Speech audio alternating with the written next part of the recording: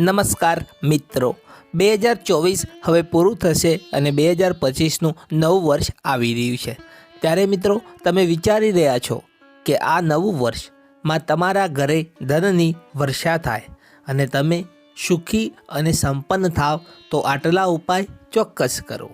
અને જો તમે ઈચ્છો છો કે નવું વર્ષ 2025માં તમારા પરિવાર પર મા દેવી લક્ષ્મીની કૃપા બની રહે તો તમારે તેમના શ્રી સૂક્તના પાઠ કરવો જોઈએ।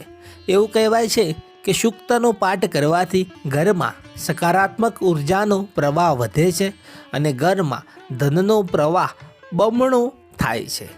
નંબર 2, જરૂરિયાતમંદોને દાન કરો। સનાતન ધર્મમાં જરૂરિયાતમંદોને દાન અને મદદ કરવી એ ખૂબ જ શુભ કાર્ય માનવામાં આવે છે। તમે પણ નવા વર્ષમાં જરૂરિયાતમંદોને તેમની જરૂરિયાત મુજબ ખોરાક, કપડાં, પૈસા અને અન્ય વસ્તુઓ આપીને તમારી ક્ષમતા મુજબ મદદ કરી શકો છો। આમ કરવાથી નોકરી અને વ્યવસાયમાં ખૂબ જ ફાયદો થાય છે। નંબર 3, બજરંગ બલીની નિયમિત પૂજા કરવી। મિત્રો, અંકશાસ્ત્ર અનુસાર વર્ષ 2025નો મૂળ અંક 9 છે, જેનો સ્વામી મંગળ માનવામાં આવે છે। હનુમાનજીની મંગળ પર રાજ કરે છે, તેથી આગામી વર્ષમાં હનુમાનજીની કૃપા દરેક પર બની રહેશે। તેને પ્રસન્ન કરવા માટે તમારે નિયમિતપણે બજરંગબલીની પૂજા કરવી જોઈએ અને તેમને સિંધવ, ચોલા, જનઈ અર્પણ કરવી જોઈએ। નંબર 4, દરરોજ ગાયત્રી મંત્રનો જાપ કરો। દેવી લક્ષ્મીને પ્રસન્ન કરવા માટે તમારે દરરોજ સવારે વહેલા ઉઠવું જોઈએ, સ્નાન કરવું જોઈએ અને દેવી ગાયત્રીની પૂજા કરવી જોઈએ। આ પછી શાંત ચિત્તે ગૃહ મંદિરની સામે બેસીને ગાયત્રી મંત્રનો જાપ કરો। આમ કરવાથી ટેન્શનમાંથી રાહત મળે છે, તેનાથી પરિવારમાં એકતા વધે છે। અને હવે મિત્રો આપણે જાણીશું કે 2025 પહેલાં ઘરમાંથી આ 5 વસ્તુઓ દૂર કરો। આમ કરવાથી આખું વર્ષ તમારા પર દેવી લક્ષ્મીની કૃપા રહેશે અને તમે થોડા જ સમયમાં ધનવાન બની જશો। તો આવો જાણીએ શું છે તે વસ્તુઓ। નંબર 1, જૂની વસ્તુનો સ્ટોક। જો તમે અજાણતા તમારા ઘરમાં ખરાબ અને જૂની વસ્તુઓનો સ્ટોક જમા કરી દીધો હોય તો નવું વર્ષ શરૂ થાય તે પહેલાં તેને ફેંકી દો। તેમાં ફાટેલા કપડાં, તૂટેલા ચપ્પલ અથવા જૂતા અને ક્ષતિગ્રસ્ત ઇલેક્ટ્રોનિક વસ્તુઓનો પણ સમાવેશ થાય છે। આવી વસ્તુઓ ઘરમાં નકારાત્મક ઉર્જાને મજબૂત બનાવે છે, જેના કારણે દરેક કામમાં નુકસાનનો સામનો કરવો પડે છે। નંબર 2, તૂટેલા વાસણો।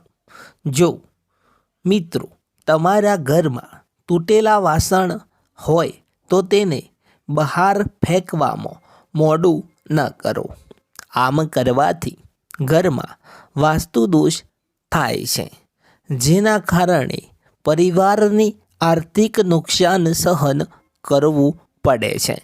આ ઉપરાંત જમતી વખતે ઈજા થવાનો પણ ભય રહે છે, તેથી તેમને શક્ય હોય તેટલી વહેલી તકે ઘરની બહાર ફેંકી દેવા જોઈએ। નંબર 3, તૂટેલા કાચના વાસણો।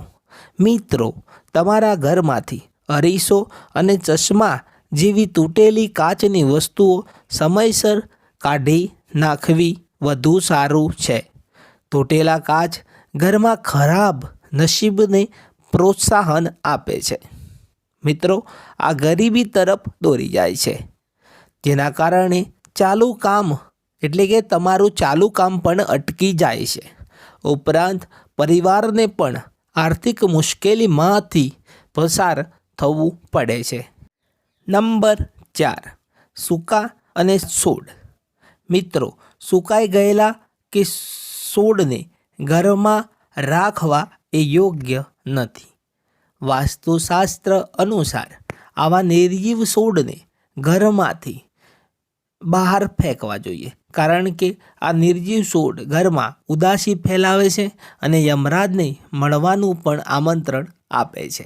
તેથી તેમને તાત્કાલિક બહાર ફેંકી દેવા જોઈએ. તેમજ તેમની જગ્યાએ નવા અને ખીલેલા છોડ વાવવા જોઈએ. નંબર 5, તૂટેલી મૂર્તિઓ અને ફાટેલા ધાર્મિક પુસ્તકો. મિત્રો, જો તમારા ઘરમાં તૂટેલી મૂર્તિઓ અથવા પુસ્તકો છે તો નવું વર્ષ શરૂ થાય તે પહેલાં તેને દૂર કરો. તમે તેને સ્વચ્છ જગ્યાએ જમીનમાં ખોદીને દાટી શકો છો, અથવા તમે તેને સ્વચ્છ વહેતા નદીના પાણીમાં તરતી કરી શકો છો.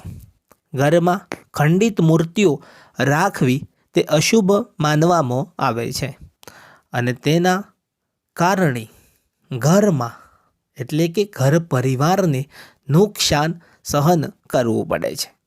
ત્યારે મિત્રો, અંતમાં વિડીયો તમને ગમ્યો હોય તો વિડીયોને લાઈક અને અમારી આ ચેનલને સબસ્ક્રાઈબ જરૂર કરજો.